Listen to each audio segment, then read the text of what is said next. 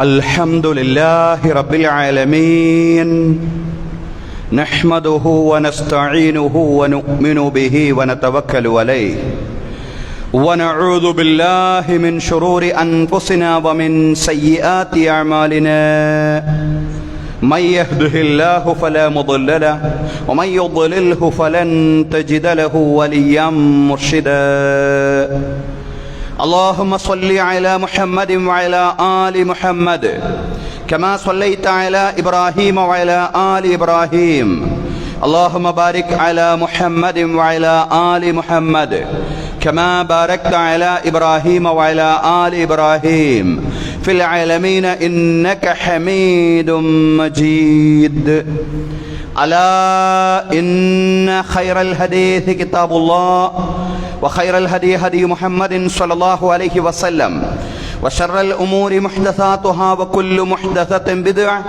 وكل بدعة ضلالة وكل ضلالة في النار رب اشرح لي صدري ويسر لي أمري واحلل عقدة من لساني يفقهوا قولي أيها الناس أوصيكم وإياي أولا بتقوى الله يا أيها الذين آمنوا اتقوا الله حق تقاته ولا تموتن إلا وأنتم مسلمون أعوذ بالله من الشيطان الرجيم بسم الله الرحمن الرحيم لتجدن أشد الناس عداوة للذين آمنوا اليهود والذين أشركوا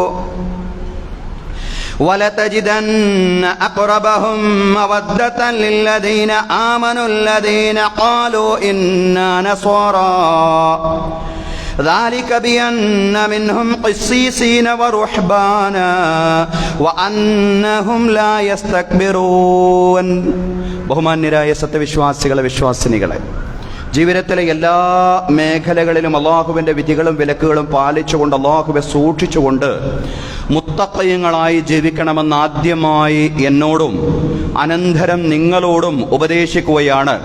എല്ലാവരോടുമായി തഖ്വ കൊണ്ട് വസിയ്യത്ത് ചെയ്യുകയാണ്. അല്ലാഹു തആല നമുക്ക് എല്ലാവർക്കും തഖ്വയും ഈമാനുമുള്ള ജീവിതം നൽകി അനുഗ്രഹിക്കുമാറാവട്ടെ. ബഹുമാന്യരായ സഹോദരങ്ങളെ, സഹോദരിമാരെ, വിശുദ്ധ ഭൂമിയായ ഖുദ്സിന്റെ മോചനത്തിന് വേണ്ടിയും ഗസയുടെ സമാധാനത്തിന് വേണ്ടിയുമുള്ള നമ്മുടെ പ്രാർത്ഥനകൾ തുടരുന്നതിനിടയിലാണ് സയനിസ്റ്റ് ഭീകരതയ്ക്ക് പുതിയ മാനങ്ങൾ കൈവന്നിരിക്കുന്നത്. അന്താരാഷ്ട്ര നിയമങ്ങളുടെ സർവ്വസീമകളെയും ലംഘിച്ചുകൊണ്ട് താരതമ്യേന കൊച്ചു രാഷ്ട്രമായ ഖത്തറിനെ ഇസ്രായേൽ ആക്രമിച്ച വാർത്തയാണ് അടുത്തിടെയായി നാം കേട്ടുകൊണ്ടിരിക്കുന്നത്. സയനിസത്തിന്റെ ഭീകരതയുടെ കാഠിന്യമാണ് ഇത്തരം ആക്രമണങ്ങളെല്ലാം നമ്മോട് വിളിച്ചു പറയുന്നത്. ജൂദായിസത്തിന്റെ വംശീയ ബോധത്തിൽ നിന്ന് തന്നെയാണ് ഇത്തരം ആക്രമണങ്ങളും സംഭവങ്ങളും ഉണ്ടാവുന്നത്. അതാണ് വിശുദ്ധ ഖുർആൻ വ്യക്തമാക്കുന്നതും ഞാൻ പ്രാരംഭത്തിൽ ഓതിവെച്ചതുമായ വചനം. അല്ലാഹു പറയാൻ, ലതജിദന്ന അശദ്ദന്നാസി അദാവതൻ ലില്ലദീന ആമനുൽ യഹൂദ വല്ലദീന അശ്റകൂ. ലതജിദന്ന, നിശ്ചയം നിങ്ങൾക്ക് കാണാൻ സാധിക്കുന്നതാണ്, അശദ്ദന്നാസി അദാവതൻ ലില്ലദീന ആമനുൽ യഹൂദ്, ജനങ്ങളിൽ നിന്ന് നിങ്ങളോട് ഏറ്റവും അധികം ശത്രുതയുള്ളവരായി നിങ്ങൾക്ക് കാണാൻ കഴിയും. അതായത് വിശ്വാസികളോട് ജനങ്ങളിൽ നിന്ന് ഏറ്റവും അധികം ശത്രുതയുള്ളവരായി ജൂതന്മാരെ നിങ്ങൾക്ക് കാണാൻ കഴിയുന്നതാണ്. വല്ലദീന അശ്റകൂ, അതുപോലെ തന്നെ ബഹുദൈവ വിശ്വാസികളായ മുശ്രിക്കുകളായ ആളുകളെയും ജൂതന്മാരെയുമാണ് ജനങ്ങളിൽ നിന്ന് വിശ്വാസികളോട്, തൗഹീദിൽ ഉറച്ചു വിശ്വസിക്കുന്ന തൗഹീദിന്റെ വാഹകരായിട്ടുള്ള മുഅ്മിനുകളോട് ഏറ്റവും വിരോധവും ശത്രുതയും വെച്ച് പുലർത്തുന്നവരായി നിങ്ങൾക്ക് കാണാൻ കഴിയുക. ജൂതന്മാർ അവരാണ് വിശ്വാസികളോട് ഏറ്റവും കഠിനമായ വിരോധം വെച്ച് പുലർത്തുന്നത്. وَلَتَجِدَنَّ أَقْرَبَهُمْ مَوَدَّةً لِلَّذِينَ آمَنُوا الَّذِينَ قَالُوا إِنَّا نَصَارَى. എന്നാൽ വിശ്വാസികളുടെ താരതമ്യേന സ്നേഹമുള്ള സമീപനങ്ങൾ സ്വീകരിക്കുന്നത് നിശ്ചയം ഞങ്ങൾ ക്രൈസ്തവരാണെന്ന് പറഞ്ഞ ആളുകളാണ്. അതിന്റെ കാരണം അവരിൽ വിവരമുള്ള കുറെ ആളുകളുണ്ട്. അവരിൽ പണ്ഡിതന്മാരും പുരോഹിതന്മാരുമെല്ലാമായിട്ടുള്ള കുറെ പേർ നിശ്ചയം അവരിലുണ്ട്. നിശ്ചയം അവർ അഹങ്കരിക്കാത്ത ആളുകൾ കൂടിയാണ്. അഹങ്കരിക്കാത്തവരും പണ്ഡിത പുരോഹിതന്മാർ എന്ന് പറഞ്ഞാൽ പടച്ചവനെ ഭയപ്പെടുന്നവരായ ധാരാളം ആളുകൾ, അറിവുള്ളവരും സൂക്ഷ്മതയുള്ളവരുമായ ധാരാളം ആളുകൾ ക്രൈസ്തവരിലുണ്ട്. അവരാണ് വിശ്വാസികളെ താരതമ്യേന സ്നേഹിക്കുന്ന ആളുകൾ എന്ന് ഖുർആൻ പറയാൻ. എന്നാൽ വിശ്വാസികളോട് കഠിനമായ വിരോധം വെച്ച് പുലർത്തുന്നവരാണ് ജൂതന്മാർ, അതേപോലെ തന്നെ മുശ്രിക്കുകളും എന്ന് ഖുർആൻ വിശേഷിപ്പിക്കുകയാണ്. ഈ വചനത്തെ വിശദീകരിച്ചുകൊണ്ട് പണ്ഡിതന്മാര് പറഞ്ഞു, വഅദാവത്തുൽ യഹൂദി ലി അഹ്ലുൽ ഈമാൻ, ജൂതന്മാരുടെ വിശ്വാസികളോടുള്ള വിരോധം ജമഅത്ത് അൻവാ അൽ അദാവത്തി സലാസ, 3 തരം ശത്രുതയാണ് ഉൾക്കൊണ്ടിട്ടുള്ളത്. 3 തരം വിരോധമാണ് ജൂതന്മാർക്ക്, ആധുനിക യുഗത്തിൽ പറഞ്ഞാൽ സയനിസ്റ്റുകൾക്ക് വിശ്വാസികളോടുള്ളത്. ഫഹിയ അദാവത്തുൻ മാദ്ദിയത്തുൻ വഅദാവത്തുൻ ഇർഖിയ്യത്തുൻ വഅദാവത്തുൻ ദീനിയ്യ. അതിൽ ഒന്നാമത്തേത് ഭൗതികമായ വിരോധമാണ്. രണ്ടാമത്തേത് ഇറഖിയായിട്ടുള്ള വിരോധം, ഇറഖിയായിട്ടുള്ള എന്ന് പറഞ്ഞാൽ വംശീയമായിട്ടുള്ള ശത്രുത. മൂന്നാമത്തെ വിരോധം ആദർശപരമായ വിരോധം. ആദർശപരവും വംശീയവും ഭൗതികവുമായ വിരോധം ജൂതന്മാർക്ക് വിശ്വാസികളോടുണ്ട് എന്ന ഖുർആൻ വചനത്തിന്റെ വിശദീകരണം എന്ന നിലയിൽ പണ്ഡിതന്മാർ വിശദീകരിക്കുകയാണ്. സഹോദരങ്ങളെ, യഥാർത്ഥത്തിൽ സൈനിസത്തിന്റെ ഈ ശത്രുതയുടെയും വിരോധത്തിന്റെയും ആഴങ്ങൾ മനസ്സിലാക്കുവാൻ ആധുനിക അറബ് മുസ്ലിം നേതൃത്വത്തിന് പോലും സാധ്യമാവാതെ പോകുന്നു എന്നുള്ളതാണ്. അതവർ ഇനിയും മനസ്സിലാക്കാതെ പോയിട്ടുണ്ടെങ്കിൽ ഇതാ ഖത്തർ സംഭവം, ഖത്തറിനെ നടത്തിയ ആക്രമണം വലിയൊരു പാഠമാണ്. മനസ്സിലാക്കാനുള്ള ഒരു വഴിയായിട്ട് അത് നമ്മുടെ മുമ്പിൽ തുറന്നു വന്നിരിക്കുകയാണ്. ജൂത മനസ്സുകളിൽ, സയനിസ്റ്റ് ഹൃദയങ്ങളിൽ എത്രമാത്രം വിരോധവും വംശീയതയും ശത്രുതയും വിശ്വാസികളോട് അവർ വെച്ചു പുലർത്തുന്നു. കേവലം ഫലസ്തീൻ മണ്ണിന്റെ പേരിൽ മാത്രമല്ല, അവരുടെ വിരോധം അത് തലമുറകളായിട്ട് നിലനിൽക്കുന്നതാണ് എന്ന് തീർച്ചയായിട്ടും ഉൾക്കൊള്ളുക തന്നെ ചെയ്യണം എന്നാണ് യഥാർത്ഥത്തിൽ ഈ ഖത്തർ സംഭവം, ഖത്തറിനെ ആക്രമിച്ചിട്ടുള്ള ഈ സംഭവം നമ്മോട് വിളിച്ചു പറയുന്നത്. ഈ യുദ്ധം തുടങ്ങിയ 2023 ഒക്ടോബർ 7 മുതൽ തന്നെ സമാധാനത്തിന്റെ ദൂതനായിട്ടാണ് ഖത്തർ പ്രവർത്തിക്കുന്നത്. യുദ്ധം അവസാനിപ്പിക്കാനുള്ള ചർച്ചകൾക്ക് നേതൃത്വം കൊടുക്കുന്ന സമാധാനത്തിന്റെ ദൂതനെയാണ് യഥാർത്ഥത്തിൽ ഇസ്രയേലിന്റെ വംശീയത ആക്രമിച്ചിട്ടുള്ളത് എന്ന് നമ്മൾ ഇവിടെ കാണേണ്ടതുണ്ട് എന്നുള്ളതാണ്. സൈനിസത്തെ ഒരിക്കലും വിശ്വസിച്ചുകൂടുന്ന വലിയ മുന്നറിയിപ്പാണ് ഈ ആക്രമണം നൽകുന്നത്. മുസ്ലിം രാജ്യങ്ങളിൽ പലരും ഇസ്രയേലുമായിട്ട് പലവിധ കരാറുകൾ ഉണ്ടാക്കിയവരോ ഉണ്ടാക്കാൻ ശ്രമിക്കുന്നവരുമാണ്. പക്ഷേ ഈ സാഹചര്യം നമ്മോട് പറയുന്നു, തികഞ്ഞ ജാഗ്രതയോടുകൂടി മുസ്ലിം ലോകം മുന്നോട്ട് പോകണം. അറബ് മുസ്ലിം നേതൃത്വത്തോട് പറയുന്നു, തികഞ്ഞ കരുതലോടുകൂടി മുന്നോട്ട് പോകണം. യഥാർത്ഥത്തിൽ അവരെങ്ങോട്ട് വല്ലതുമായിട്ട് വരുന്നുണ്ടെങ്കിൽ കൂടി സാമ്പത്തികമായി അവരുടെ മാത്രം താല്പര്യങ്ങളെ മുൻനിർത്തിയാണ് അവർ വരുന്നത്. സാമ്പത്തികമായി മുസ്ലിങ്ങളെ തകർക്കലും അതുപോലെ തന്നെ ചൂഷണം ചെയ്യലും സയനിസത്തിന്റെ അജണ്ടയാണ്. മുസ്ലിം രാജ്യങ്ങൾ എന്നും യഹൂദിയത്തിന്റെ വിപണിയായി നിലനിർത്താനുള്ള അജണ്ടയുമായിട്ട്, കുതന്ത്രങ്ങളുമായിട്ടാണ് സൈനിസം മുന്നോട്ട് പോകുന്നത്. അത്തരം തന്ത്രങ്ങളെയാണ് എന്നും സൈനിസം ആവിഷ്കരിച്ചിട്ടുള്ളത്. ഈ കുതന്ത്രങ്ങളെ വിശ്വാസികൾ നല്ലതുപോലെ കരുതിയിരിക്കണമെന്ന പാഠമാണ് യഥാർത്ഥത്തിൽ ഖത്തർ സംഭവം വീണ്ടും വീണ്ടും നമ്മോട് പറയുന്നത്. അല്ലാഹു പറയാൻ, വഇൻ തഖാഫന്ന മിൻ ഖൗമിൻ ഖിയാനതൻ ഫംബിദ് ഇലൈഹിം അലാ സവാ, ഒരു ജനതയിൽ നിന്നും നിങ്ങൾ വഞ്ചനയെ ഭയപ്പെടുകയാണെങ്കിൽ, അവർ നിങ്ങളെ നേരത്തെ വഞ്ചിച്ചവരായിട്ട് നിങ്ങൾ കാണുന്നുവെങ്കിൽ, അതല്ലെങ്കിൽ ഇനിയും നിങ്ങൾ അവരിൽ നിന്ന് വഞ്ചനയെ ഭയപ്പെടുന്നുവെങ്കിൽ, ഫംബിദ് ഇലൈഹിം അലാ സവാ, തത്തുല്യമായ രീതിയിലാണ് നിങ്ങൾ അവരോട് ഇടപഴകേണ്ടത്. അവരെ നിങ്ങൾ വിശ്വസിക്കാൻ പാടില്ല. കരുതലോടുകൂടി തന്നെ നിങ്ങൾ മുന്നോട്ട് പോകണം. കരുതലും ജാഗ്രതയും വിശ്വാസികൾക്കുണ്ടാവണം. ഇന്നല്ലാഹ ലാ യുഹിബ്ബുൽ ഖായിനീൻ, നിശ്ചയം അല്ലാഹു തആല വഞ്ചകന്മാരായ ആളുകളെ ഇഷ്ടപ്പെടുകയില്ല. വഞ്ചകന്മാരെ, ചതിയന്മാരെ, കുതന്ത്രികളെ കുതന്ത്രികളായിട്ട് തന്നെ, വഞ്ചകന്മാരെ ചതിയന്മാരായിട്ട് തന്നെ കാണാനുള്ള ജാഗ്രതയും കരുതലും വിശ്വാസികൾക്ക് വേണമെന്ന ഉണർത്തലാണ് വിശുദ്ധ ഖുർആനിലെ ധാരാളം വചനങ്ങളിലൂടെ അല്ലാഹു പറയുന്നത്. ഇന്നഹും യകീദൂന കൈദം വ അകീദു കൈദ, നിശ്ചയം അവര് തന്ത്രം പ്രയോഗിക്കുകയാണ്. അല്ലാഹു പറയാണ്, നാമും തന്ത്രം പ്രയോഗിക്കുന്നുണ്ട്. അവരുടെ തന്ത്രം മാത്രമേ ഇവിടെ വിജയിക്കുകയുള്ളൂ എന്നവര് ധരിക്കാൻ പാടില്ല. ആത്യന്തികമായിട്ട് അവരുടെ തന്ത്രങ്ങൾ, അവരുടെ കുതന്ത്രങ്ങൾ പരാജയപ്പെടുകയും അള്ളാഹുവിന്റെ തന്ത്രങ്ങൾ വിജയിക്കുക തന്നെ ചെയ്യുമെന്ന് അല്ലാഹു തആല വിശുദ്ധ ഖുർആനിലൂടെ നമ്മെ അറിയിക്കുകയാണ്, ലോകത്തെ അറിയിക്കുകയാണ്. യഹൂദിയത്തിന്റെ കുതന്ത്രങ്ങൾ, ജൂദായിസത്തിന്റെ കുതന്ത്രങ്ങൾ ഇന്നോ ഇന്നലെയോ തുടങ്ങിയതല്ല. റസൂലുള്ളാഹി സ്വല്ലല്ലാഹു അലൈഹി വസല്ലമയുടെ മദീനയിൽ നിന്ന്, മദീനത്തുർ റസൂലിൽ നിന്ന് തുടക്കം കുറിച്ചതാണ്. ആ ഒരു ചരിത്രബോധം നല്ലതുപോലെ ഇസ്ലാമിക ലോകത്തിന് ഉണ്ടാവേണ്ടതുണ്ട്. മദീനയുടെ തെക്ക് ഭാഗത്തുള്ള കോട്ട ജൂതന്മാരുടേതായിരുന്നു.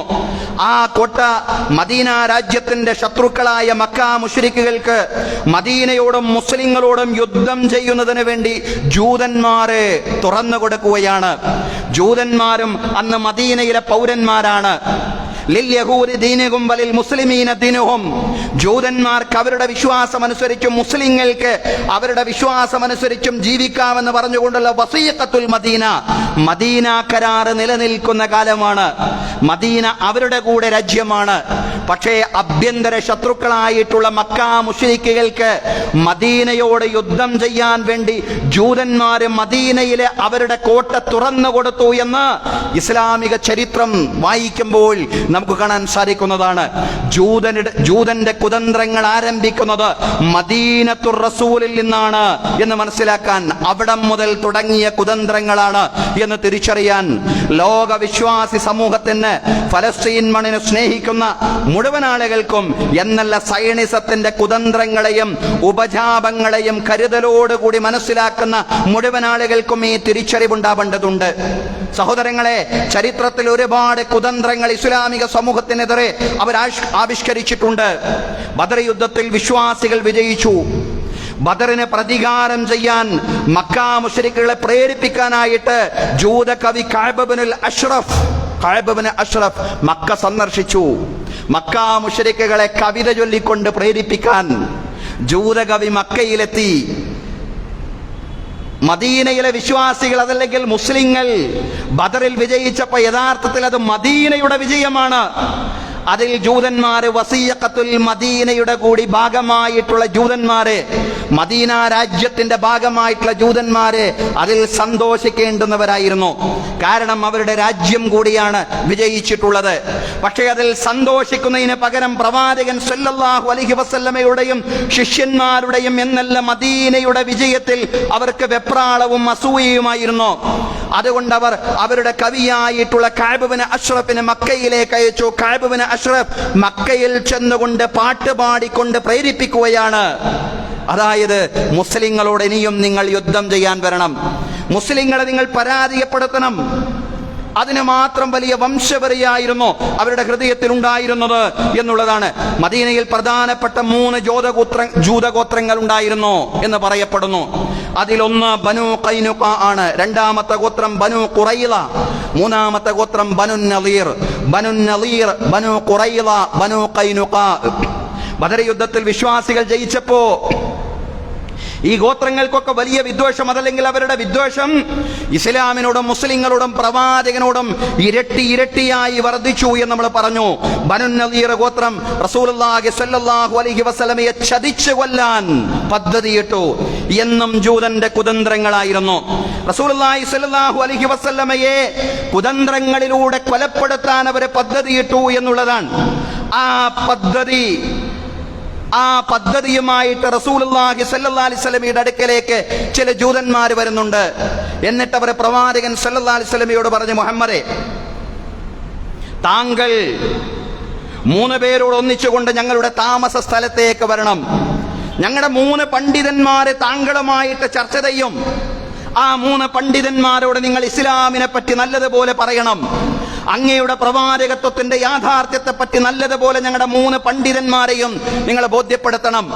ആ 3 പണ്ഡിതന്മാരും വിശ്വസിച്ചു കഴിഞ്ഞാൽ പിന്നെ നിങ്ങൾക്കൊരാശങ്കയും വേണ്ട, ഞങ്ങളെല്ലാവരും അങ്ങയിൽ വിശ്വസിക്കും. അതിന് നിങ്ങൾ വരണം. അങ്ങനെ റസൂലുള്ളാഹി സ്വല്ലല്ലാഹു അലൈഹി വസല്ലം പുറപ്പെട്ടു എന്നാണ്. ജൂത പണ്ഡിതന്മാരുമായിട്ട് ചർച്ച ചെയ്യാൻ അള്ളാഹുവിന്റെ പ്രവാചകൻ പുറപ്പെട്ടു. പക്ഷേ അള്ളാഹുവിന്റെ അനുഗ്രഹത്താൽ നളീർ ഗോത്രത്തിൽ തന്നെ പെട്ട ഒരു സ്ത്രീ ഉടൻ ഒരാളെ വിട്ട് ഇസ്ലാം സ്വീകരിച്ച തന്റെ സഹോദരന്റെ അടുത്തേക്ക് ഒരു വിവരം അറിയിച്ചു. എന്ന് പറഞ്ഞാൽ ആ 3 പണ്ഡിതന്മാരും അവരുടെ കുപ്പായത്തിന്റെ അടിയിൽ കടാര വെച്ചുകൊണ്ടാണ് നിൽപ്പുള്ളത്. പ്രവാചകൻ സല്ലല്ലാഹു അലൈഹി വസല്ലമയെ കൊലപ്പെടുത്താൻ തയ്യാറായിട്ട് നിൽക്കുകയാണവർ. പ്രവാചകനോട് സംവദിക്കാനല്ല, ആശയപരമായിട്ട് റസൂലുള്ളാഹി സ്വല്ലല്ലാഹു അലൈഹി വസല്ലമയോട് സംസാരിക്കാനല്ല വിളിച്ചത്, മറിച്ച് പ്രവാചകൻ സ്വല്ലല്ലാഹു അലൈഹി വസല്ലമയെ വധിക്കാനായിരുന്നു. ആയിടെ ബനു നളീർ ഗോത്രത്തിൽപ്പെട്ട ഒരാൾ ഇസ്ലാം സ്വീകരിച്ചിട്ടുണ്ടായിരുന്നു. അയാളുടെ സഹോദരി ഒരു സന്ദേശം അയച്ചു. അയാൾക്ക് മുഹമ്മദിനെ കൊല്ലാൻ വേണ്ടിയാണ്, പ്രവാചകൻ സല്ലല്ലാഹു അലൈഹി വസല്ലമയെ കൊല്ലാൻ വേണ്ടിയാണ് അവർ പദ്ധതിയിട്ടിട്ടുള്ളത്. അതുകൊണ്ട് പിന്മാറണം. റസൂലുള്ളാഹി സ്വല്ലല്ലാഹു അലൈഹി വസല്ലമയ്ക്ക് യാത്രാമധ്യേ ഈ വിവരം ലഭിക്കുകയും പ്രവാചകൻ സല്ലല്ലാഹു അലൈഹി വസല്ലം യാത്ര അവസാനിപ്പിച്ചുകൊണ്ട് തിരിച്ചു പോരുകയും ചെയ്തു എന്നുള്ളതാണ് സഹോദരങ്ങളെ. പ്രവാചകൻ സല്ലല്ലാഹു അലൈഹി വസല്ലം വഴിമധ്യേ തിരിച്ചു പോന്നു. എന്നിട്ട് അതിരാവിലെ ഇസ്ലാമിന്റെ പോരാളികളുമായിട്ട് ബനു നളീറിന്റെ താമസ സ്ഥലത്തെത്തി. ബനു നളീർ ഗോത്രക്കാരെ താമസിക്കുന്ന ഇടത്തെത്തി. ഒരു ദിവസം മുഴുവൻ അവർ ഉപരോധിച്ചു. തുടർന്ന് ഒരു യുദ്ധവുമില്ലാതെ തന്നെ റസൂലുള്ളാഹി സ്വല്ലല്ലാഹു അലൈഹി വസല്ലമയ്ക്ക് അവർ കീഴടങ്ങി. ഒരാളും വധിക്കപ്പെട്ടില്ല, ഒരിറ്റ് ചോരയും ചിന്തിയില്ല എന്നർത്ഥം. പിന്നീട് ബനു ഖുറൈള ഗോത്രത്തോടുള്ള പോരാട്ടം, ഖൈബർ പോരാട്ടമെല്ലാം നടക്കുന്നുണ്ട്. ആ പോരാട്ടം യുദ്ധത്തിന്റെ ഭാഗമായിട്ട് തന്നെയാണ് സംഭവിച്ചത്. ഖൈബർ യാ യഹൂദ് ജയ്ഷ് മുഹമ്മദ് സൗഫ യഊദ്. ഇതെന്നും ഫലസ്തീനികളുടെ ഒരു മുദ്രാവാക്യമാണ്. ഖൈബർ എന്ന് കേട്ടാൽ അവർക്ക് ഭയമാണ്, ഖൈബർ എന്ന് കേട്ടാൽ അവർക്ക് വെപ്രാളമാണ്. അതിന് മാത്രം ജൂത ചരിത്രത്തിൽ അവർക്ക് പരിക്കുകൾ ഉണ്ടായ പോരാട്ടമായിരുന്നു ഖൈബർ യാ യഹൂദ്. യഹൂദികളെ ഖൈബർ ഓർക്കുക, ഖൈബർ കേൾക്കുക. ജയ്ഷ് മുഹമ്മദ് സൗഫ യഊദ്. മുഹമ്മദിന്റെ സൈന്യമിതാ വരാൻ പോകുന്നു, മടങ്ങി വരാൻ പോകുന്നു. യഹൂദികളെ, സയണിസ്റ്റുകളെ വെപ്രാളപ്പെടുത്തുന്ന പാട്ടാണ് സഹോദരങ്ങളെ. ഏതായാലും ജൂതതന്ത്രങ്ങളുടെ, ജൂതകുതന്ത്രങ്ങളുടെ, ജൂതന്മാരുടെ ചതിയുടെ ചരിത്രമാണ് ചരിത്രത്തിൽ ഉടനീളമുള്ളതെങ്കിൽ സയണിസ്റ്റ് പ്രസ്ഥാനം രൂപം കൊണ്ടതിന് ശേഷവും അവരുടെ ചതി അവർ തുടരുകയായിരുന്നു എന്നുള്ളതാണ്. 948 ഇസ്രയേൽ രാഷ്ട്രം രൂപം കൊണ്ടതും ഒരു ചതിയുടെ ഭാഗമായിട്ട് തന്നെയായിരുന്നു എന്ന് നമുക്കെല്ലാം അറിയാവുന്നതാണ്. കാരണം യഥാർത്ഥത്തിൽ അവർ ആരെയാണ് ചതിച്ചിട്ടുള്ളത്? അറബ് ലോകത്തെയാണ് അവർ ചതിച്ചിട്ടുള്ളത്, മുസ്ലിം ലോകത്തെയാണ് അവർ ചതിച്ചിട്ടുള്ളത്. മുസ്ലിങ്ങൾ എന്ന് പറഞ്ഞാൽ അവരെ അരക്ഷിതരായ ഘട്ടങ്ങളിലെല്ലാം അവരെ സഹായിച്ചവരും അവർക്ക് സുരക്ഷാ മാർഗങ്ങൾ തുറന്നു കൊടുത്തവരുമായിരുന്നു. ചരിത്രം പരിശോധിച്ചാൽ അത് മനസ്സിലാക്കാൻ സാധിക്കുന്നതാണ്. ഉസ്മാനിയ ഖിലാഫത്ത് എപ്രകാരമായിരുന്നു ജൂത സമൂഹത്തെ സംരക്ഷിച്ചത് എന്ന് ലോകത്തിന്റെ നാനാ മുഖമൂലകളിൽ നിന്നും, ലോകത്തിന്റെ നാനാ ഭാഗങ്ങളിൽ നിന്നും മാട്ടിയോടിക്കപ്പെട്ട ജൂതന്മാർക്ക് അഭയം നൽകിയ ചരിത്രമായിരുന്നു ഉസ്മാനിയ ഖിലാഫത്തിന്റെ ചരിത്രം എന്ന് പറയുന്നത്. 19-ാം നൂറ്റാണ്ട് വരെ മിക്ക യൂറോപ്യൻ രാജ്യങ്ങളിലും ജൂതന്മാർക്ക് ജീവിക്കാൻ പറ്റാത്ത സാഹചര്യം ഉണ്ടായിരുന്നു. തങ്ങളുടെ മതം അനുഷ്ഠിക്കാനുള്ള സ്വാതന്ത്ര്യം അവർക്കുണ്ടായിരുന്നില്ല. 1492 സ്പെയിനിൽ നിന്ന് ക്രൈസ്തവരുടെ പീഡനം കാരണമായി ഒളിച്ചോടിയ യഹൂദന്മാർക്ക് ഉസ്മാനിയ ഖിലാഫത്തിന്റെ വിവിധ പ്രദേശങ്ങളിൽ അഭയം ലഭിച്ചു. ഉസ്മാനിയ ഖിലാഫത്ത് അഭയം നൽകി. സ്പെയിനിൽ നിന്ന് ക്രൈസ്തവരുടെ പീഡനം കാരണം ഒളിച്ചോടിയ ജൂതന്മാർക്ക് അഭയം നൽകിയ മുസ്ലിങ്ങളായിരുന്നു. ഇസ്ലാമിയ ഖിലാഫത്തായിരുന്നു, ഉസ്മാനിയ ഖിലാഫത്തായിരുന്നു എന്ന് കാണാൻ സാധിക്കുന്നതാണ്. 1660 പോളണ്ടിലെയും ഉക്രൈനിലെയും ജൂത കൂട്ടക്കൊലയിൽ നിന്ന് രക്ഷപ്പെട്ടു വന്നവരും ഉസ്മാനിയ ഖിലാഫത്തിലാണ് അഭയം തേടിയത്. അരക്ഷിതരായ സമൂഹങ്ങൾക്ക് ജാതിയും മതവും നോക്കാതെ അഭയം നൽകുക എന്ന അങ്ങേയറ്റം മാനവികമായ പ്രവൃത്തിയാകാം ഉസ്മാനിയ ഖിലാഫത്ത് നിർവഹിച്ചത്. അപ്പോഴും ഫലസ്തീൻ മണ്ണ് ജൂതന്മാർക്ക് തീരെഴുതി കൊടുക്കാനൊന്നും ഉസ്മാനി ഭരണാധികാരികൾ, സുൽത്താൻമാരെ തയ്യാറായിട്ടില്ല എന്നതും ശ്രദ്ധേയമാണ്. അത്യാവശ്യം വലിയ സാമ്പത്തിക പ്രതിസന്ധി തന്നെ ഉണ്ടായ ഒരു ഘട്ടമുണ്ടായി ഉസ്മാനിയ ഖിലാഫത്തിന്. അന്നത്തെ തുർക്കി ഭരണാധികാരിയായിരുന്ന സുൽത്താൻ അബ്ദുൽ ഹമീദിന്റെ അടുക്കലേക്ക് ബ്രിട്ടീഷ് ചാരന്മാർ വരുന്നുണ്ട്. എന്ന് പറഞ്ഞാൽ ഫലസ്തീൻ മണ്ണിൽ ഇസ്രയേൽ രാഷ്ട്രം രൂപകൽപ്പന ചെയ്യാൻ വേണ്ടിയുള്ള പദ്ധതിയുമായി അതിനുവേണ്ടി സൗകര്യം ചെയ്തു കൊടുക്കണം എന്ന ആശയവുമായിട്ട് ആഗ്രഹവുമായിട്ടാണ് സുൽത്താൻ അബ്ദുൽ ഹമീദിന്റെ അടുക്കലേക്ക് ബ്രിട്ടീഷ് ചാരന്മാർ വരുന്നത്. ജൂതന്മാരുടെ ശല്യം, എല്ലാവർക്കുമുള്ള ശല്യം ഒഴിവാക്കിക്കൊണ്ട് അവരെ എല്ലാവരെയും മുസ്ലിങ്ങളുടെ ഭൂമിയിൽ ഫലസ്തീൻ മണ്ണിൽ കുടിയിരുത്തുക എന്ന ബ്രിട്ടന്റെ കുടില തന്ത്രങ്ങളുമായിട്ട് ഈ ഉസ്മാനിയ ഖിലാഫത്ത് അതല്ലെങ്കിൽ തുർക്കി ഭരണാധികാരികൾ പ്രതിസന്ധിയിലായ ഘട്ടത്തിൽ അവരുടെ അടുക്കലേക്ക് സുൽത്താൻ അബ്ദുൽ ഹമീദിന്റെ അടുക്കലേക്ക് വരികയാണ്. ഇഷ്ടം പോലെ കാശ് നിങ്ങൾക്ക് തരാം, ഈ പ്രതിസന്ധി നിങ്ങൾക്ക് പരിഹരിക്കാൻ ആവശ്യമായ സാമ്പത്തികമായ പിന്തുണയും സഹായവും എത്രയും നിങ്ങൾക്ക് നൽകാൻ ഞങ്ങൾ തയ്യാറാണ്. പക്ഷേ ഫലസ്തീൻ മണ്ണിൽ നിങ്ങൾക്ക് ഇസ്രയേൽ എന്ന് പറയുന്ന രാഷ്ട്രമൊരുക്കുവാനുള്ള സന്നദ്ധതയുണ്ടോ? അതിനുവേണ്ടിയുള്ള സജ്ജീകരണങ്ങൾ നിങ്ങൾ ഒരുക്കി തരണം. അതിന് നിങ്ങൾ തടസ്സം നിൽക്കാൻ പാടില്ല. സുൽത്താൻ അബ്ദുൽ ഹമീദ് അവിടെ ആർജവത്തോടുകൂടി ചില വാക്കുകൾ പറഞ്ഞു. ഉസ്മാനിയ ഖിലാഫത്തിന്റെ അതല്ലെങ്കിൽ മുസ്ലിം ലോകത്തിന്റെ പ്രതിസന്ധി അല്ലാഹു തആല പരിഹരിച്ചോളും. പക്ഷേ ഫലസ്തീൻ മണ്ണെന്ന് പറയുന്നത് എന്റേതല്ല, അത് അറബികളുടേതുമല്ല, അത് ഇസ്ലാമിൻ്റെതാണ്. അത് മുസ്ലിങ്ങളുടെ ആദ്യ ഖിബലയായിരുന്നു യഥാർത്ഥത്തിൽ ഖുദ്സിന്റെ മണ്ണെന്ന് പറയുന്നത്. അത് നിങ്ങൾക്ക് പണത്തിന് ബദലായി നൽകാൻ ഞാൻ തയ്യാറല്ല. നിങ്ങൾ എത്ര തന്നെ കാശ് എനിക്ക് വാരിക്കോരി ചൊരിഞ്ഞു തന്നാലും ഫലസ്തീൻ മണ്ണ് ഒരാൾക്കും ഞാൻ തീരെഴുതി തരികയില്ല. ഫലസ്തീനിൽ നിന്ന് ഒരു ഇഞ്ച് മണ്ണ് പോലും ഒരാൾക്കും ഞാൻ തീരെഴുതി തരുന്ന പ്രശ്നമില്ല എന്ന ആർജവമുള്ള വാക്കുകൾ സുൽത്താൻ അബ്ദുൽ ഹമീദ് എന്ന് പറയുന്ന ഉസ്മാനിയ ഖിലാഫത്തിന്റെ അതല്ലെങ്കിൽ തുർക്കി ഭരണാധികാരി അന്ന് പറഞ്ഞ ഒരു കാലമുണ്ടായിരുന്നു. പക്ഷേ അപ്പോൾ നമ്മൾ ഓർക്കണം, ഉസ്മാനിയ ഖിലാഫത്തിന്റെ വിവിധ പ്രദേശങ്ങളിൽ പല ഘട്ടങ്ങളിലുമായിട്ട് ജൂതന്മാർക്ക് സംരക്ഷണം നൽകിയിട്ടുണ്ട്. അത് മാനവികമായ മനുഷ്യത്വത്തിന്റെ പേരിലുള്ള സംരക്ഷണമായിരുന്നു. അറബ് ലോകമായിരുന്നു അവരെ ഏറ്റവും കൂടുതൽ സംരക്ഷിച്ചിട്ടുള്ളത് എങ്കിൽ ആ അറബ് ലോകത്തിന്റെ തന്നെ ഭൂമി കവർന്നെടുക്കുകയായിരുന്നു. അങ്ങനെയാണ് ബ്രിട്ടന്റെ ബാൽഫർ പ്രഖ്യാപനത്തിന് ശേഷം 1948 ജൂതരാഷ്ട്രം ഇസ്രയേൽ എന്ന് പറയുന്ന ഈ രാഷ്ട്രം അറബ് മണ്ണിൽ സ്ഥാപിതമാവുന്നത്. യഥാർത്ഥത്തിൽ മുസ്ലിങ്ങളോടായിരുന്നു അവർ ഏറ്റവും അധികം കടപ്പാടും സ്നേഹവും പ്രകടിപ്പിക്കേണ്ടിയിരുന്നത്. പക്ഷേ പാല് കൊടുത്ത കയ്യിന് തന്നെ പാമ്പ് കൊത്തി എന്ന് പറയാറുള്ളത് പോലെയുള്ള കൊടും ചതിയായിരുന്നു ജൂതന്മാരും അതല്ലെങ്കിൽ ബ്രിട്ടന്റെ നേതൃത്വത്തിൽ 1948 നടന്നത് എന്ന് നമുക്ക് കാണാൻ സാധിക്കുന്നതാണ്. ബാൽഫർ പ്രഖ്യാപനത്തിന് ശേഷമുള്ള ഇസ്രയേൽ രാഷ്ട്രം എന്ന് പറയുന്നത് കൊടും വഞ്ചനയിലൂടെ രൂപം കൊണ്ടതായിരുന്നു. മുസ്ലിങ്ങളുടെ പുണ്യഭൂമിയിൽ നിന്ന് ഇന്നവരെ കൊന്നൊടുക്കുന്ന വർത്തമാനമാണ് നമ്മൾ കേട്ടുകൊണ്ടിരിക്കുന്നത് എന്നും നമ്മൾ അറിയണം. ഇതെല്ലാം മദീനയിൽ നിന്ന് തുടങ്ങിയ ജൂത ചതിയുടെ തുടർച്ചയായിരുന്നു എന്ന് തന്നെ നമുക്ക് വിലയിരുത്തേണ്ടി വരും എന്നുള്ളതാണ്. ആ വഞ്ചനയുടെ തുടർക്കഥകളെ വിശദീകരിച്ചുകൊണ്ട് ഖുർആൻ പറയുന്നുണ്ട്, ഫബിമാ നഖദിഹിം മീസാ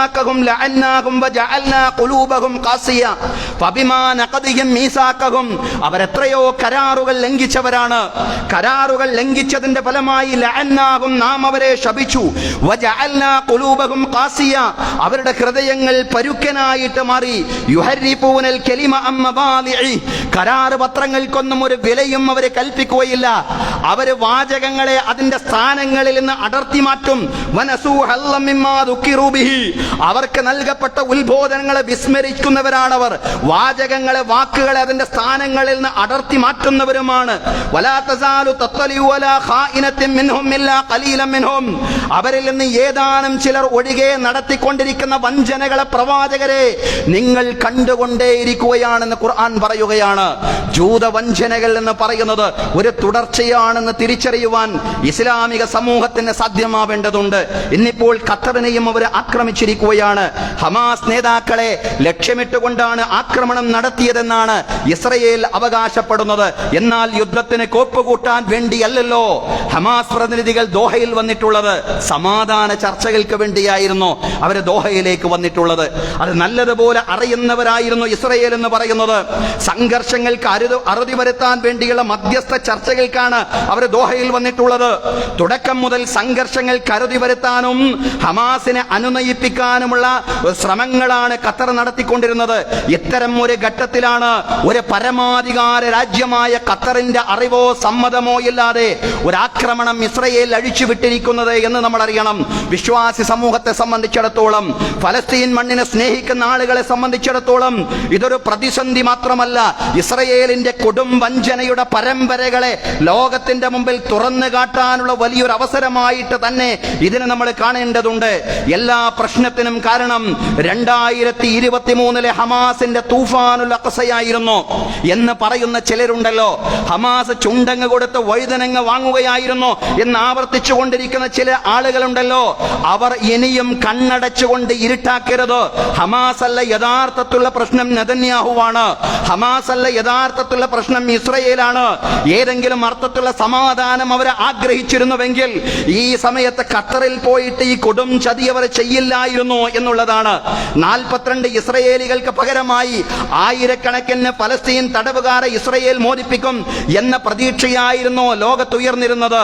എന്ന് മാത്രമല്ല, ഈ കരാറിന്റെ അടിസ്ഥാനത്തിൽ, ട്രംപിന്റെ കൂടെ മധ്യസ്ഥതയുള്ള ഈ കരാറിന്റെ അടിസ്ഥാനത്തിൽ ഈ ഫലസ്തീൻ മണ്ണിൽ അതല്ലെങ്കിൽ പശ്ചിമേഷ്യയിൽ ഒരു സമാധാനത്തിന്റെ അന്തരീക്ഷം വരുമെന്നുള്ള കാത്തിരിപ്പിലായിരുന്നു ലോകം. ഗസയുടെ സൈനിക സാന്നിധ്യം അവസാനിപ്പിക്കുക എന്നത് ഹമാസിന്റെയും ഒരു ആവശ്യമായിരുന്നു. അതോടൊപ്പം തന്നെ തടവുകാരുടെ മോചനം എന്ന് പറയുന്നത് ഇസ്രയേലുള്ള ജനങ്ങളുടെയും പൗരന്മാരുടെയും ഒരു ആവശ്യമായിരുന്നു. പക്ഷേ ഇസ്രയേലിലുള്ള പൗരന്മാരുടെ ആവശ്യമായിരുന്നില്ല നെതന്യാഹു എന്ന് പറയുന്ന ഭരണാധികാരിയുടെ ആവശ്യമെന്ന് പറയുന്നത്. യുദ്ധം അവസാനിച്ചു കഴിഞ്ഞാൽ നെതന്യാഹുവിനറിയാം ഏറെ നാൾ അദ്ദേഹത്തിന് മുന്നോട്ട് പോവാൻ കഴിയില്ലെന്ന്. കാരണം കഴിഞ്ഞ ഭരണത്തിൽ സംഭവിച്ചിട്ടുള്ള ഒരുപാട് അഴിമതികളുടെ തുടർക്കഥകൾ നിമിത്തം അദ്ദേഹത്തിന് അധികാരം വിട്ടുപോകേണ്ടി വരും. ഈ യുദ്ധ തുടർച്ച മാത്രമാണ് അധികാരത്തിൽ അദ്ദേഹത്തെ നിലനിർത്തുന്നത് എന്നുള്ള ഒരു ബോധം നെതന്യാഹുവിനെ സംബന്ധിച്ചിടത്തോളം നല്ലവണ്ണമുണ്ട്. അതുകൊണ്ട് ഈ യുദ്ധം ഇനിയും തുടരണം. അതിനാവശ്യമായ അനാവശ്യമായിട്ടുള്ള കോപ്പുകൾ അദ്ദേഹം കൂട്ടിക്കൊണ്ടിരിക്കുകയാണ്. അതുകൊണ്ട് സഹോദരങ്ങളെ, ആരാണ് പ്രശ്നക്കാർ എന്ന് ലോകത്തോട് പറയാൻ ഈ സമയത്ത് നിഷ്പക്ഷമതികളായ ആളുകൾക്ക് സാധ്യമാവണം എന്നുള്ളതാണ്. നിഷ്പക്ഷമതികൾ ലോകത്തുണ്ടെങ്കിൽ അവരെ തിരിച്ചറിയണം. യഥാർത്ഥത്തിൽ പ്രശ്നം നെതന്യാഹുവാണ്. ഹമാസ് അല്ല, ഫലസ്തീനികളല്ല, ഗസാവികളല്ല പ്രശ്നക്കാർ യഥാർത്ഥത്തിൽ ഇസ്രയേലിന്റെ ഭരണാധികാരിയാണ് എന്നുള്ള ഒരു ബോധത്തിലേക്ക് ലോകം തിരിച്ചു വരും. തീർച്ചയായിട്ടും ഖത്തറിൽ നടത്തിയിട്ടുള്ള ഈ ആക്രമണം ഇസ്രയേലിനെതിരെ ശക്തമായിട്ടുള്ള ഒരു ജനരോഷം ഉയർന്നു വരാനുള്ള സാഹചര്യം ഒരുക്കും എന്നുള്ളതാണ്. അത്തരത്തിൽ ഒരു ജനരോഷത്തിലൂടെ തന്നെയായിരിക്കും ഇസ്രയേലിന്റെ അന്ത്യം. സഹോദരങ്ങളെ, അതാണ് പ്രവാചകൻ സല്ലല്ലാഹു അലൈഹി വസല്ലം പറഞ്ഞതും. പ്രവാചകൻ നൽകിയ സുവിശേഷമുണ്ടല്ലോ, ഇസ്രയേലിന്റെ പതനവുമായി ബന്ധപ്പെട്ടുകൊണ്ട് പ്രവാചകൻ നൽകുന്ന സുവിശേഷം. പ്രവാചകൻ സല്ലല്ലാഹു അലൈഹി വസല്ലം പറഞ്ഞു, ലാ തഖൂമു സഅതു ഹത്താ യുഖാതിലൽ മുസ്ലിമൂനൽ യഹൂദ്. മുസ്ലിങ്ങൾ ജൂതന്മാരെ പരാജയപ്പെടുത്തുന്നത് വരെ അന്ത്യദിനം സംഭവിക്കുകയില്ല. ജൂതന്മാർ അവരുടെ ഭൗതികമായ, ശാസ്ത്രീയമായ, സാങ്കേതികമായ മികവുകൾ കൊണ്ട് ഇന്ന് എത്ര തന്നെ മുന്നേറുന്നുവെങ്കിലും സൈനിസം പരാജയപ്പെടുന്ന ഒരു കാലം വരാനിരിക്കുന്നുണ്ടെന്ന് അന്ത്യപ്രവാചകൻ മുന്നറിയിപ്പ് നൽകിയിട്ടുണ്ടെങ്കിൽ തീർച്ചയായിട്ടും ആ മുന്നറിയിപ്പ് ചരിത്രത്തിൽ അന്ത്യദിനത്തിന്റെ മുമ്പ് സാക്ഷാത്കരിക്കപ്പെടുക തന്നെ ചെയ്യും. ആ മുന്നറിയിപ്പാണ് സഹോദരങ്ങളെ ഈ പറഞ്ഞത്. ലാ തഖൂമു സഅതു ഹത്താ യുഖാതിലൽ മുസ്ലിമൂനൽ യഹൂദ്. മുസ്ലിങ്ങൾ ജൂതന്മാരെ പരാജയപ്പെടുത്തുന്നത് വരെ അന്ത്യദിനം സംഭവിക്കുകയില്ല. അങ്ങനെ ജൂതന്മാർ നിൽക്കക്കള്ളിയില്ലാതെ മരത്തിന്റെയും കല്ലിന്റെയും പിന്നിൽ അഭയം പ്രാപിക്കും. അപ്പോൾ മരവും കല്ലും പറയും, മരവും കല്ലും പറയും, ഹാദാ യഹൂദിയുൻ ഖൽഫി. ഇതാ ഒരു സയനിസ്റ്റ് എന്റെ പിന്നിൽ അടയിരിക്കുന്നു, തആൽ ഫഖതുൽഹു, വന്നുകൊണ്ട് അവനെ നീ പരാജയപ്പെടുത്ത് എന്ന് പറയുന്ന ഒരു കാലം വരും. കല്ലും മരവും പോലും സംസാരിക്കുമെന്ന് പറഞ്ഞാൽ പ്രകൃതിയും ഈ പ്രപഞ്ചത്തിലെ മുഴുവൻ സാഹചര്യങ്ങളും ഇസ്ലാമിന് അനുകൂലമായി സൈനിസത്തിന് പ്രതികൂലമായി മാറുന്ന ഒരു സാഹചര്യം വരാനുണ്ട് എന്നാണ് സഹോദരങ്ങളെ ആ പ്രവാചകൻ സല്ലല്ലാഹു അലൈഹി വസല്ലമയുടെ വചനത്തിൽ നിന്ന് നമ്മൾ മനസ്സിലാക്കേണ്ടത്. അതുകൊണ്ട് ആത്മവിശ്വാസത്തോടുകൂടി മുന്നോട്ട് പോവാൻ ഇസ്ലാമിക സമൂഹത്തിന് സാധ്യമാവണം എന്നുള്ളതാണ്. ആത്മവിശ്വാസത്തോടൊപ്പം ജാഗ്രതയും കരുതലും വിശ്വാസികൾക്ക് വേണം. ഗ്രേറ്റർ ഇസ്രയേൽ എന്നതാണ് സയനിസ്റ്റുകളുടെ ശരിയായിട്ടുള്ള അജണ്ട എന്ന് പറയുന്നത്.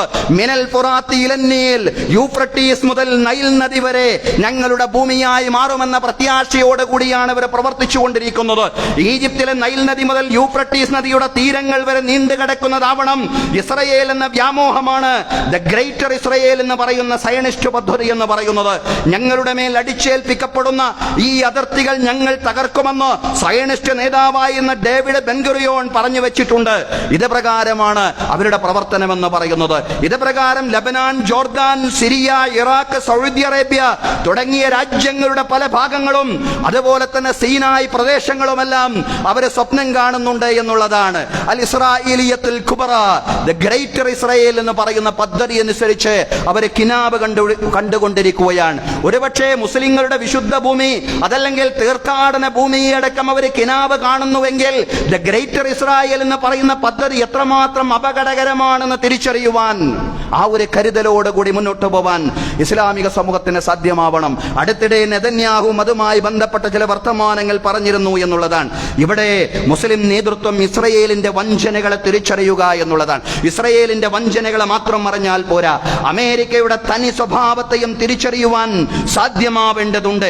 ആ തിരിച്ചറിവ് നേടുന്നതിനുള്ള ഒരു സന്ദർഭവും സമയവും കൂടിയാണിത്.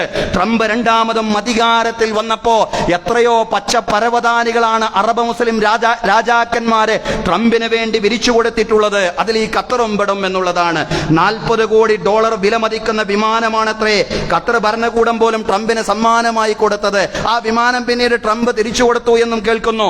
ഏതായാലും അത്ര വലിയ ആദരവോടുകൂടിയാണ് അവരെല്ലാവരും ട്രംപിനെ സ്വീകരിച്ചിട്ടുള്ളത് എന്നുള്ളതാണ്. എന്നിട്ടും ഇസ്രയേലിനെ അപലപിക്കുന്നതിന് പകരം ഈ ആക്രമണ ഘട്ടത്തിൽ പോലും, ഖത്തറിനെ ആക്രമിച്ച ഘട്ടത്തിൽ പോലും ഇസ്രയേലിനെ തള്ളിപ്പറയുന്നതിന് പകരം ആക്രമണത്തെ പിന്തുണക്കുകയായിരുന്നു ട്രംപ് എന്ന് നമുക്ക് കാണാൻ സാധിക്കുന്നതാണ്. ഗസയിൽ ദുരിതം അനുഭവിക്കുന്നവരുടെ കഷ്ടപ്പാടിൽ നിന്ന് ലാഭം കൊയ്യുന്ന ഹമാസിനെ തകർക്കുക എന്ന മൂല്യവത്തായ ലക്ഷ്യമായിരുന്നു ആക്രമണത്തിന് പിന്നിലെന്ന് സാമൂഹ്യ മാധ്യമമായ ട്രൂത്ത് സോഷ്യലിൽ ട്രംപ് കുറിച്ചു വെച്ചിട്ടുണ്ട്. സഹോദരങ്ങളെ, ഇവിടെ വിശുദ്ധ ഖുർആന്റെ ഒരു വചനമാണ് നമ്മുടെ ഹൃദയത്തിലേക്ക് വരേണ്ടത്. അല്ലാഹു പറയാണ്, വല്ലദീന കഫറൂ ബഅദുഹും ഔലിയാഉ ബഅദ് ഇല്ലാ തഫഅലൂഹു തകുൻ ഫിത്നത്തുൻ ഫിൽ അർളി വഫസാദുൻ കബീർ. വല്ലദീന കഫറൂ, സത്യനിഷേധികൾ, ബഅദുഹും ഔലിയാഉ ബഅദ്, ദീനിന്റെ ശത്രുക്കൾ, അവർ പരസ്പരം അങ്ങോട്ടും ഇങ്ങോട്ടും മിത്രങ്ങളാണ്. അവരെ പരസ്പരം അങ്ങോട്ടും ഇങ്ങോട്ടും ഭായിയാണ്. മുസ്ലിങ്ങളോട് പറയാണ്, നിങ്ങളും ഐക്യപ്പെടുന്നില്ല എങ്കിൽ, വിശ്വാസികളെ നിങ്ങളും പരസ്പരം മിത്രങ്ങളായിട്ട് ജീവിക്കുന്നില്ല എങ്കിൽ ഭൂമിയിൽ വലിയ കുഴപ്പവും ഭൂമിയിൽ വലിയ അരാജകത്വവുമാണ് സംഭവിക്കാൻ പോകുന്നത്. ഇസ്ലാമിക സമൂഹത്തിന് അവരെ വലിയ പരുക്കുകൾ ഏൽപ്പിക്കുമെന്ന ജാഗ്രത നിങ്ങൾക്കുണ്ടാവേണ്ടതുണ്ട്. അതുകൊണ്ട് ഐക്യത്തിന്റെ കരുതലാണ് വിശ്വാസികൾക്ക് വേണ്ടത്. ഈ വചനത്തെ വിശദീകരിച്ചുകൊണ്ട് മഹാന്മാരായ മുഫസ്സിറുകൾ, വ്യാഖ്യാതാക്കൾ പറയാൻ, അന്നൽ കുഫാറ യുനാസിറൂന ബഅദുഹും ബഅദൻ ളിദ്ദൽ മുഅ്മിനീൻ, സത്യനിഷേധികൾ പരസ്പരം അങ്ങോട്ടും ഇങ്ങോട്ടും വിശ്വാസികൾക്കെതിരെ സഹായം ചെയ്തുകൊണ്ടിരിക്കുകയാണ്. അതുകൊണ്ട് ഈ സാമ്രാജ്യത്വ സയനിസ്റ്റ് വഞ്ചനകളെ തിരിച്ചറിഞ്ഞുകൊണ്ട് മുസ്ലിങ്ങൾക്കിടയിൽ ഒരൈക്യം രൂപപ്പെടുത്തുവാൻ, അത് പ്രാദേശികമായിട്ട് പോലും ഒരൈക്യം രൂപപ്പെടുത്തുവാൻ അറബ് മുസ്ലിം രാജ്യങ്ങൾക്കിടയിൽ മാത്രമല്ല, അവർക്കിടയിൽ ഐക്യം വേണം. നമുക്കറിയാം, അറബ് ഉച്ചകോടി നടക്കാൻ പോകുന്ന സന്ദർഭമാണ്. അതിൽ നിർണായക തീരുമാനങ്ങൾ ഉണ്ടാവട്ടെ എന്ന് നമുക്ക് പ്രാർത്ഥിക്കാം.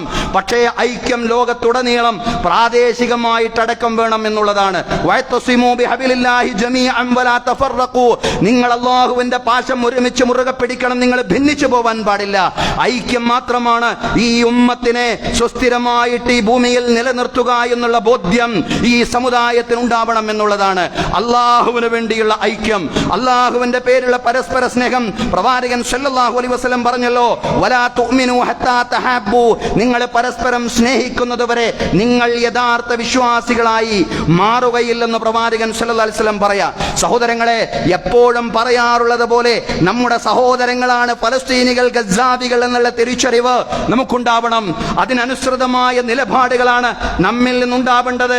ഈ ഉൽപ്പന്ന ബഹിഷ്കരണമടക്കം കേവലം വാക്കുകളാവാതെ പ്രായോഗിക ജീവിതത്തിലേക്ക് കൊണ്ടുവരാനുള്ള ജാഗ്രത നമുക്കുണ്ടാവണം എന്നുള്ളതാണ്. പറയുന്നതാണ്. ഇസ്രയേൽ ഉൽപ്പന്നങ്ങൾ മാത്രമല്ല, അമേരിക്കൻ ഉൽപ്പന്നങ്ങളും ഇസ്രയേൽ ഉൽപ്പന്നങ്ങളും കഴിവിന്റെ പരമാവധി ബഹിഷ്കരിക്കുവാനുള്ള ഒരു ശ്രദ്ധയും ഒരു കരുതലും വിശ്വാസികൾക്ക് വേണ്ടുന്ന ഒരു സന്ദർഭമാണ് സഹോദരങ്ങളെ. ട്രംപിന് മാത്രമല്ല, പലർക്കും വൈരുദ്ധ്യത്തിന്റെയും കാപട്യത്തിന്റെയും നിലപാടുണ്ട് എന്ന് അവരെ പഠിക്കുമ്പോൾ നമുക്ക് മനസ്സിലാക്കാൻ സാധിക്കുന്നതാണ്.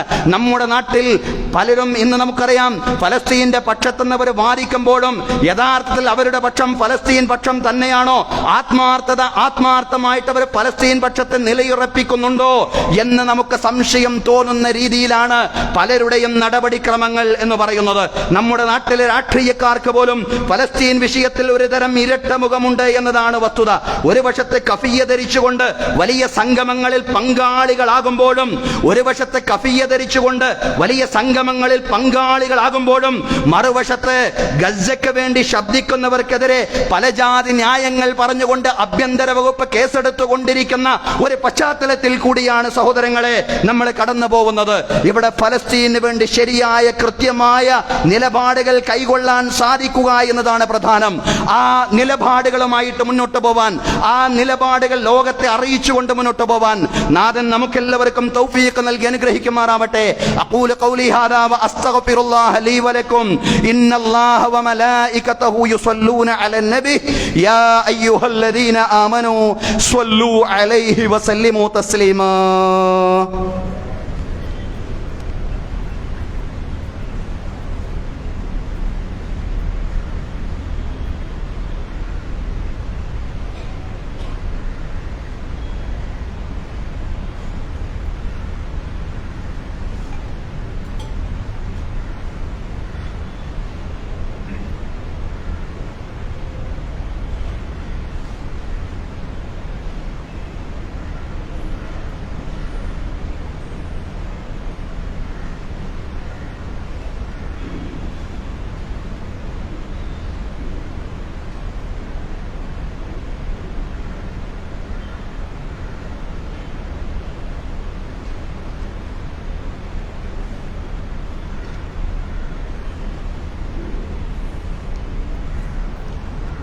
അൽഹംദുലില്ലാഹി റബ്ബിൽ ആലമീൻ വസ്സലാത്തു വസ്സലാമു അലാ റസൂലിൽ അമീൻ മുഹമ്മദിൻ വഅലാ ആലിഹി വസ്വഹ്ബിഹി അജ്മഈൻ.